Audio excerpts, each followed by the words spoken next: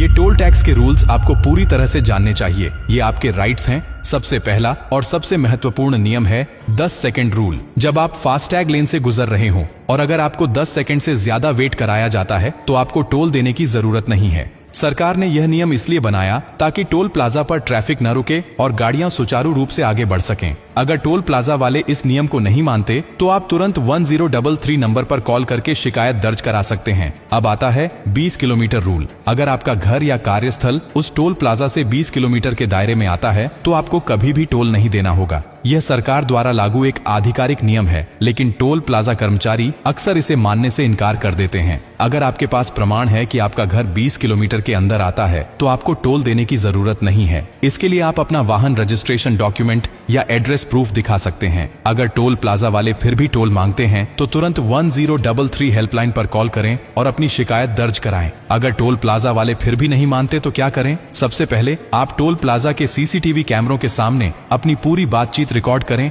और उन्हें यह दिखाएं कि आप अपने अधिकारों के बारे में जानते हैं। अगर वे फिर भी जिद करते हैं तो उन्हें यह पोस्ट दिखाइए और बताइए कि सरकार ने स्पष्ट निर्देश दिए हैं कि इन परिस्थितियों में टोल वसूलना अवैध है। अगर वे फिर भी नहीं मानते तो 1033 पर कॉल करें और उनकी मनमानी की शिकायत दर्ज कराएं। 1033 हेल्पलाइन क्यों बनाई गई है? ये helpline national highway authority of India द्वारा शुरू की गई है ताकि टोल प्लाजा पर हो रही किसी भी धांधली को रोका जा सके। अगर आपकी शिकायत सही पाई जाती है तो टोल प्लाजा के खिलाफ कार्रवाई की जाएगी। अगर फिर भी आपकी समस्या हल नहीं होती तो आखिरी विकल्प क्या है? अगर 1033 पर शिकायत करने के बावजूद आपकी समस्या हल नहीं होती है और टोल प्लाजा वाले लगातार मनमानी कर रहे हैं तो आप अपने क्षेत्र के NHAI अधिकारी से संपर्क कर सकते हैं। इसके अलावा आप RTI दायर कर सकते हैं और पूछ सकते हैं कि टोल प्लाजा की मनमानी को रोकने के लिए सरकार ने अब तक क्या कदम उठाए हैं। इस जानकारी को ज्यादा से ज्यादा लोगों तक पहुंचाना जरूरी है। टोल प्लाजा वाले अक्सर उन लोगों से ज्यादा पैसे वसूलने की कोशिश करते हैं जिन्हें इन नियमों की जानकारी नहीं होती।